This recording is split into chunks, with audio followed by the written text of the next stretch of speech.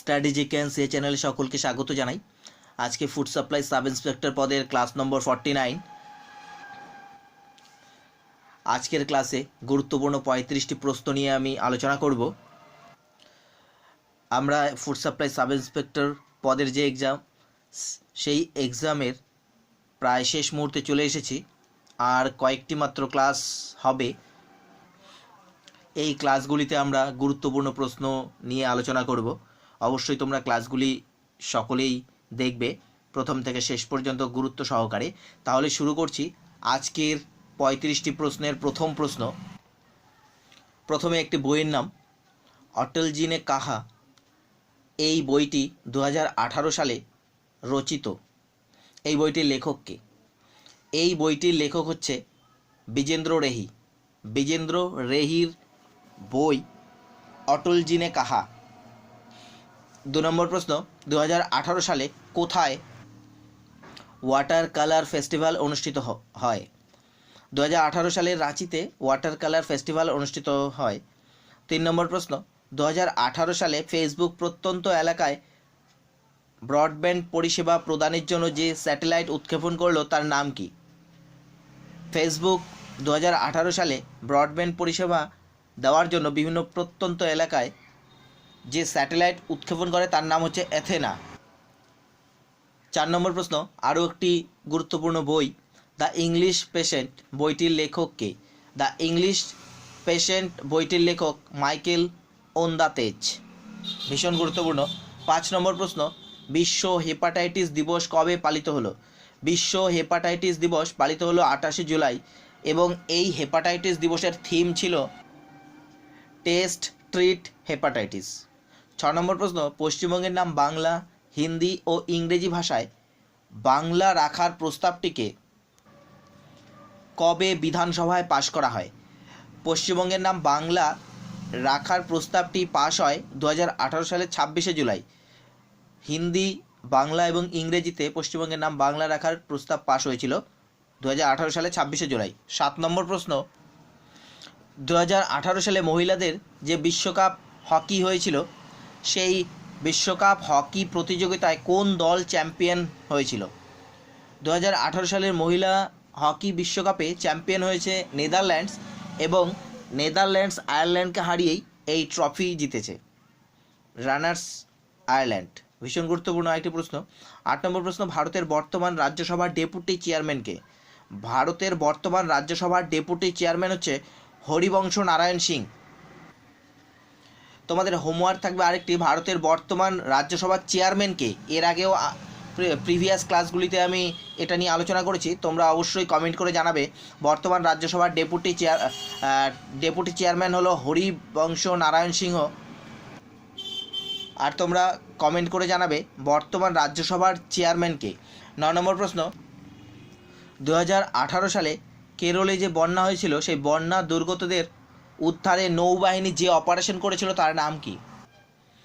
কেরলে বন্যা দুর্গতদের উদ্ধারে নৌবাহিনী যে অপারেশন করেছিল তার নাম হচ্ছে অপারেশন মদদ। 10 নম্বর প্রশ্ন, উইকিপিডিয়ায় গত বছর সাঁওতালি ভাষাও অ্যাড হয়। এই সাঁওতালি ভাষায় যে হরফে প্রকাশিত হবে তার নাম কি? সাঁওতালি ভাষায় যে উইকিপিডিয়া প্রকাশিত হবে তা যে হরফে প্রকাশিত হবে তার নাম হচ্ছে অলচিকি। 11 নম্বর প্রশ্ন, এক্সাম ওয়ারিয়ার্স বইটি ভীষণ গুরুত্বপূর্ণ। তোমরা প্রায় সকলেই জানো যে এটি নরেন্দ্র মোদীর লেখা। এই গ্রন্থটি কোন ভাষায় লেখা? এই গ্রন্থটি ওড়িয়া ভাষায় লেখা।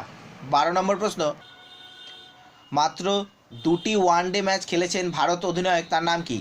এবং সম্প্রতি তিনি মারা গেছেন, তার নাম হচ্ছে ভারতীয় অধিনায়ক অজিত ওয়াদেকর।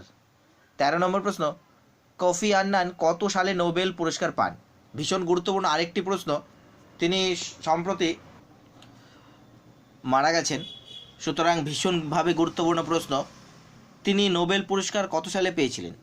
তিনি নোবেল পুরস্কার পেয়েছিলেন 2001 সালে। তিনি ইউএন সেক্রেটারি জেনারেল বা রাষ্ট্রপুঞ্জের সেক্রেটারি জেনারেল ছিলেন। তোমাদের হোমওয়ার্ক থাকবে, তোমরা বলবে যে কফি আন্নান কোন দেশের লোক ছিলেন। পরের প্রশ্ন, 14 নম্বর প্রশ্ন, পাকিস্তানের হাইকোর্টের প্রথম মহিলা প্রধান বিচারপতি কে? কে হলেন পাকিস্তানের হাইকোর্টের প্রথম মহিলা প্রধান বিচারপতি? সঠিক উত্তর তাহিরা সাফদাব। তাহিরা সাফদাব হলেন পাকিস্তানের হাইকোর্টের প্রথম মহিলা প্রধান বিচারপতি। 17 নম্বর প্রশ্ন, 2018 সালে জাতীয় শুটিং প্রতিযোগিতায় সেরা শুটারের স্বীকৃতি কে পেল? 2018 সালে জাতীয় শুটিং প্রতিযোগিতায় সেরা শুটারের স্বীকৃতি পেলেন দুজন, মেহুলি ঘোষ এবং মনু ভাকর। মনু ভাকর এবং মেহুলি ঘোষ সেরা শুটারের স্বীকৃতি পেলেন।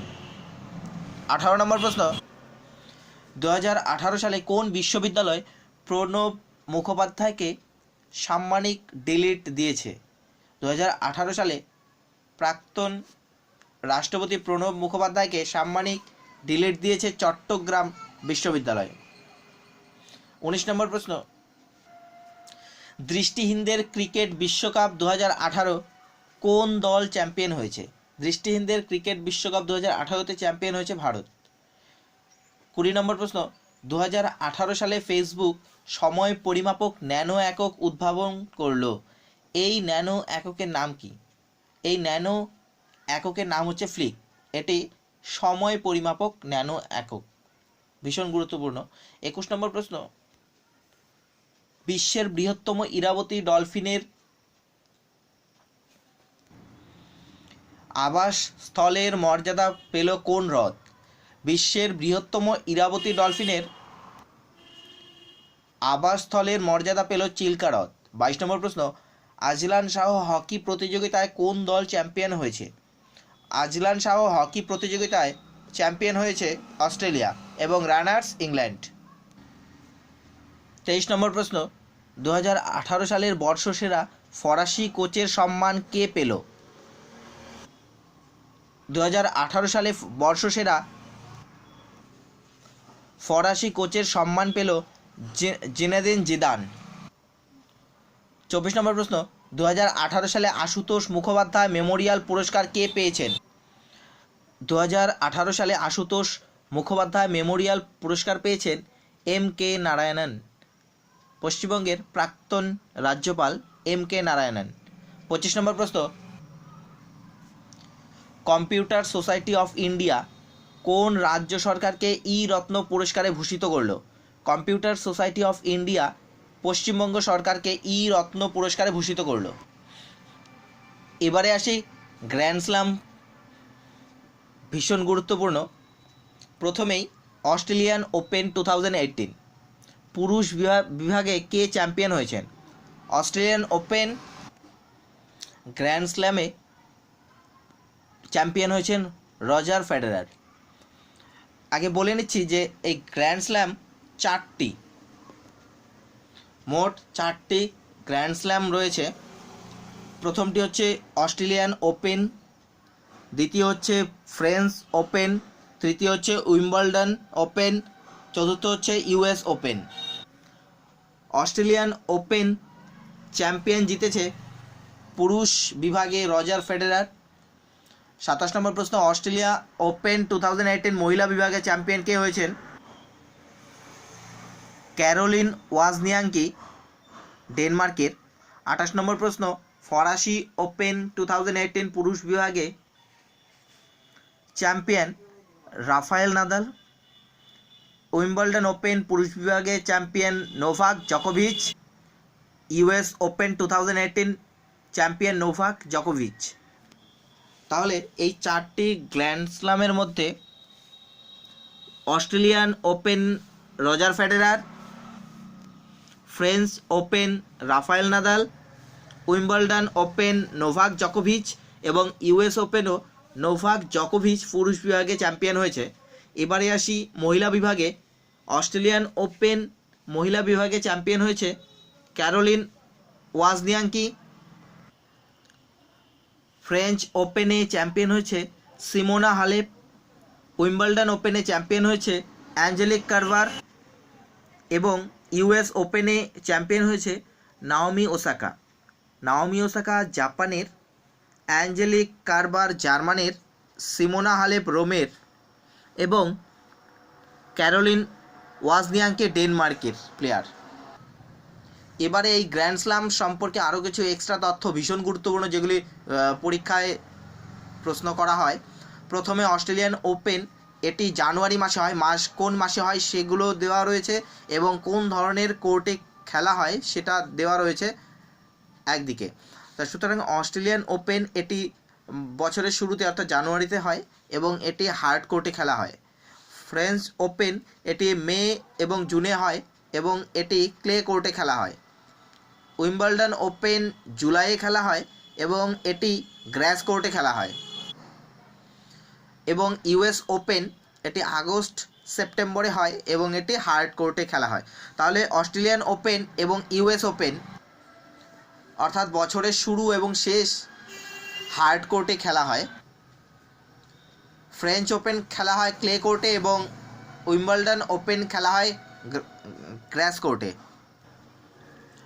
35 নম্বর প্রশ্ন এবং আজকের শেষ প্রশ্ন, আরবিআইয়ের ডেপুটি গভর্নরকে। আরবিআই 4 জন ডেপুটি গভর্নর থাকে এবং 1 জন গভর্নর থাকে। আমরা গত দিন ক্লাসে দেখেছি যে গভর্নর সম্পর্কে। আরবিআইয়ের গভর্নর হচ্ছেন শক্তিকান্ত দাস এবং যে 4 জন ডেপুটি গভর্নর রয়েছে তাদের নাম হচ্ছে M K Jain, N S Viswanathan, V Acharya, BP Kanungo. এখানে ঘুরিয়ে ফিরিয়ে প্রশ্ন করা হয় যে এদের মধ্যে হয়তো দেওয়া থাকবে এরকম প্রশ্ন যে এদের মধ্যে কোনটি আরবিআইয়ের বর্তমান ডেপুটি গভর্নর নয়। সেখানে এই 3 জনের নাম থাকবে এবং আরেকটি অপশানে নতুন কোনো নাম থাকবে। তাহলে বন্ধুরা, ভীষণ গুরুত্বপূর্ণ 35টি প্রশ্ন নিয়ে আমরা আজকের ক্লাসে ডিসকাস করলাম। আশা করি ভিডিওটি ভালো লেগেছে।